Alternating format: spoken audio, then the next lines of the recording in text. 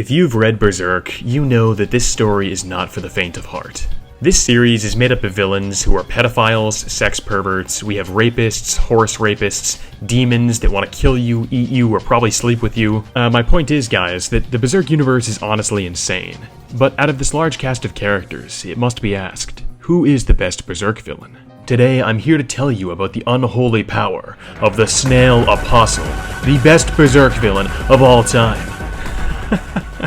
No guys, in all seriousness, the best Berserk villain is clearly Griffith. If you thought otherwise, I mean, what the hell are you doing? Have you even read the series? But aside from Griffith, Berserk does have its fair share of notable antagonists. A few that come to mind are Wild, a major antagonist within Berserk's Golden Age arc. And of course, Father Moskus of the Holy See, who plays a major role in Berserk's Conviction arc. But in my opinion, there is a character that outshines both of these villains. And aside from Griffith, this is by far my least favorite Berserk character of all time. Today, I'm going to be discussing the best Berserk villain that's not Griffith, the King of Midland.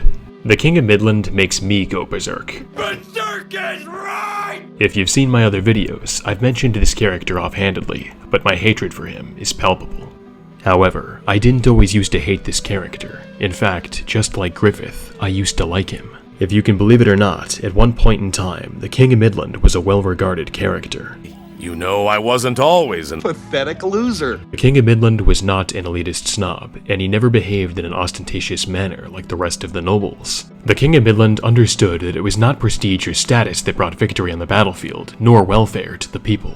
In fact, at one point, I would have even gone as far as to have said that the King of Midland was a good leader. By utilizing the Band of the Hawk, the King of Midland was able to bring a 100-year war to an end, thus bringing peace and prosperity to the people. But this is merely the calm before the storm.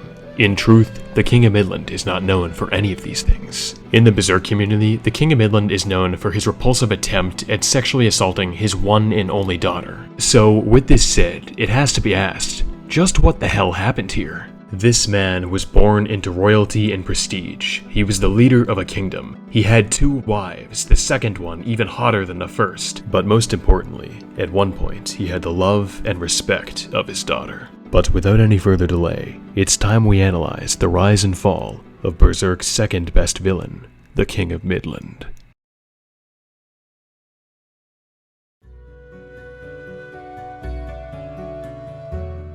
The King of Midland makes his first appearance in the chapter Swordwind. And in this chapter, we see the King of Midland observing the ongoing fight between the Band of the Hawk and the Black Ram Cavalry of Tudor. The Band of the Hawk is easily able to conquer their adversaries, and the King of Midland is extremely grateful for this. And as a reward for their success on the battlefield, the King of Midland officially recognizes the Band of the Hawk as a fighting force for the Kingdom of Midland. And in addition to this, the King of Midland also promotes Griffith to the prestigious rank of a Viscount. The King promotes Griffith to this rank despite the fact that Griffith is a man of common blood. The rank of a Viscount would be reserved for a person of status or nobility, but despite Griffith not having any birthright, the King of Midland acknowledges him for the leader that he is. And by praising and acknowledging the Band of the Hawk in this manner, the King of Midland directly contradicts several other prominent characters in the series. Characters like the scheming Minister Foss, the King's brother, General Julius the elitist prick, and the King's own wife all echoed the same sentiment throughout the Golden Age arc. That cretin of common blood is not my equal! And this is why I think the chapter Swordwind is of paramount importance, because the reader is able to form their first impression of the King of Midland. And what the reader can take away from this chapter is that the King of Midland is a fair-minded and reasonable man. From his first appearance, the King of Midland seems to have a genuine concern for the welfare of his people, and he doesn't judge Griffith based off of his status or social prestige. And as a result of this, the Band of the Hawk is able to climb the political ladder and go from being simple mercenaries to joining the royal army. And it's owed in great part to the King's actions and decisions throughout the early part of this story that made me really like his character. It's funny to even say this because of how much I hate his character now, but the King of Midland was not always a villain. And I think it's important to note that the world of Berserk is always filled with shades of grey.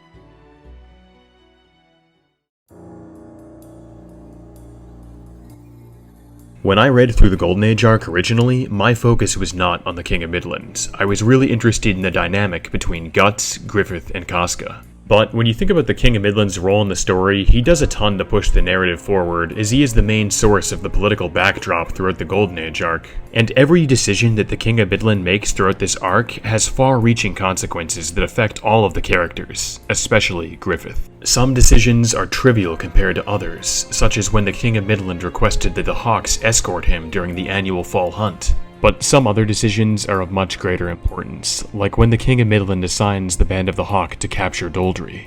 And you have to keep in mind that when the King of Midland was making this decision, he was being advised by every other officer and noble in the room, excluding Laban, that he should not send out the Hawks. And despite knowing the magnitude of the situation, the King of Midland still dissents against the majority opinion and votes to send the Hawks in to capture Doldry. It is my command that the Hawks commit themselves to Doldry. Now, you could easily say that the King of Midland's decision here was an unwise one. After all, he sent out a unit containing a mere 5,000 men to capture a fortress with 30,000 men guarding it. Any military strategist or tactician on the planet would tell you that this is a bad idea. Unless your team consists of the Avengers, then yeah, I would not recommend this. It could have easily cost the Kingdom of Midland the war. So, with this said, is the King of Midland a poor strategist? Is he a bad king? The answer for me is both yes and no, and I think the reader's interpretation plays heavily into this opinion. To be blunt, there is no possible way that the King of Midland could have known what would unfold at the Battle of Doldry that day. However, with this said, I don't know if it was the fates of causality that allowed the King of Midland to pull this win out of his ass, but the fact is, his judgment, it was correct. And this is why I refer to this decision as the King's Gambit, because while it was extremely risky, you can't deny the results. This decision single-handedly ended the 100-Year War plaguing the Kingdom of Midland. To put this in perspective for you, this was 100 years of war, 100 years of anguish, 100 years of pain, 100 years of suffering, 100 years of hardship, all brought to a close by the King of Midland. And it's evident that in the aftermath of this war, the king's reign was as strong as ever. The people screamed with happiness, "Long live His Majesty, the King." And from the perspective of a reader such as myself, I would outright claim that this was one of the happiest moments in all of Berserk. I mean, for Christ's sakes, the chapter's name is called Moment of Glory, and goddamn does Miura deliver us one hell of a chapter. It's in this very chapter that the Hawks are finally able to reap the benefits of all of their hard work. After sacrificing life and limb on the battlefield, the Hawks have finally made it to this point. They started out as a group of mere mercenaries, but time after time, they proved themselves on the battlefield, and the King of Midland gives them the rank and respect they deserve.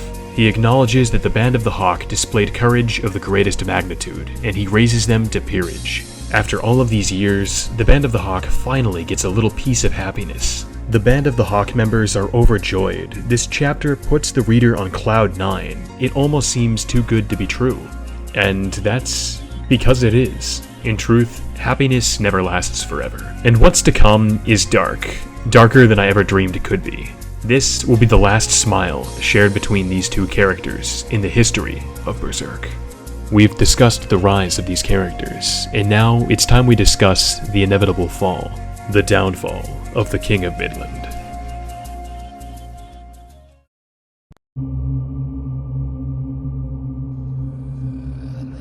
In the chapter The Fallen Hawk, the readers for the first time meet the real King of Midland. Of course, I mean this figuratively, but this chapter unveils the true nature behind the King of Midland.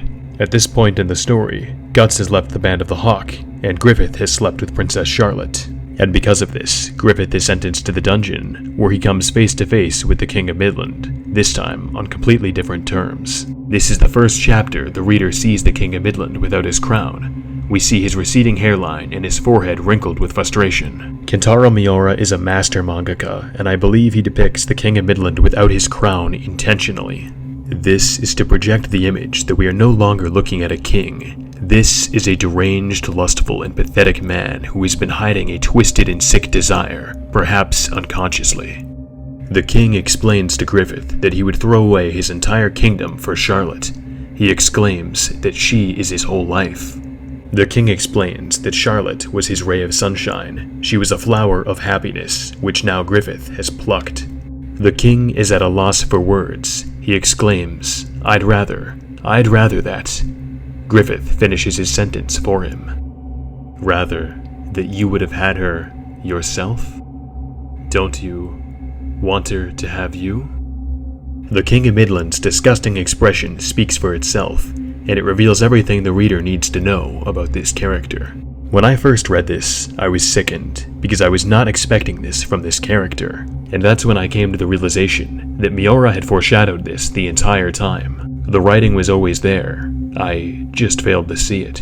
The Queen of Midland once stated, "His Majesty made a good king, but not a good husband." We understand that their marriage was nothing more than a political sham to appease the public. She describes him as a weak, loving husband. In truth, there was only one woman the king ever loved, his late wife, who bears a striking resemblance to his 17-year-old daughter, Charlotte.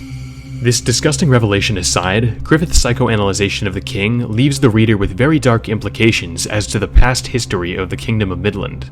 In this chapter, we learn that political marriage is the way of the world, and that over the years there must have been many profitable proposals to have Charlotte's hand in marriage, and yet despite this, the King of Midland has refused to let go of her. The insight that the reader gets from this chapter is that the King of Midland very well could have ended the 100-Year War a long time ago, and yet he refused to do so. The King of Midland put his people through 100 years of pain, hardship, anguish, and suffering, for the sole fact that he wanted to fuck his own daughter. Unbelievable. And as if these thoughts weren't bad enough, the King of Midland goes one step further as he attempts to act on them. He actively tries to assault his own daughter. This chapter was tragic, it was disgusting, and it left me angry. The only good thing about this chapter is that the king's assault on Charlotte is unsuccessful. The king is left battered, bruised, and ultimately defeated. He cries out in desperation, cursing Griffith. The next time we see the King of Midland is 1 year later after the Band of the Hawk rescues Griffith. But Jesus Christ, you think this would be 30 years later because the king has aged extremely poorly. It looks like he's on life alert. Now, I think the main culprit behind the king's aging is due to stress. He knows that he committed a disgusting, reprehensible, and unforgivable act towards the one person he cared about, being his daughter Charlotte. But it's evident that even after this elapsed period of time, the king is still haunted by Griffith's words and actions. He's still crying and he's still bitching about Griffith. When the Band of the Hawk frees Griffith from Midland's stronghold, the King of Midland goes berserk. He sends out the Bakiraka to kill Griffith and retrieve Charlotte. The Bakiraka would prove to be unsuccessful in killing Griffith, however they would bring Charlotte back to the king. And at this point, Charlotte begs her father to stop pursuing Griffith. She states that Griffith can't walk, he can't even speak, and he poses no threat to the king. The king has a change of heart. He looks at his daughter and says, "You may be at ease. I will not interfere with that man again." It's owed in great part to the king's decision that Griffith is able to make a full recovery, and the Band of the Hawk is able to spend their days in peace and tranquility.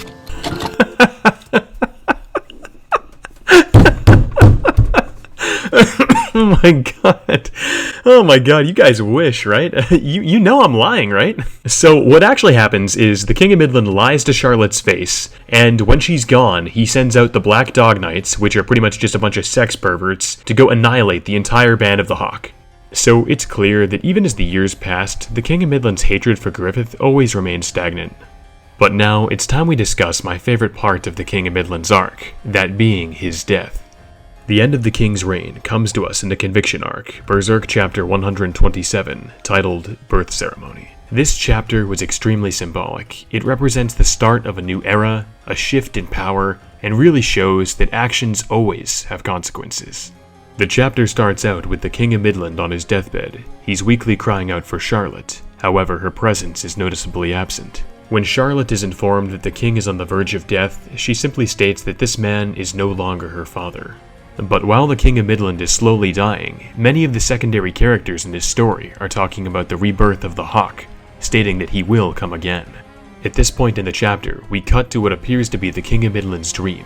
He's alone, completely isolated, surrounded by nothing more than magnificent castle walls. Soon, powerful guards manifest around the king, and he states that his castle walls shall not waver.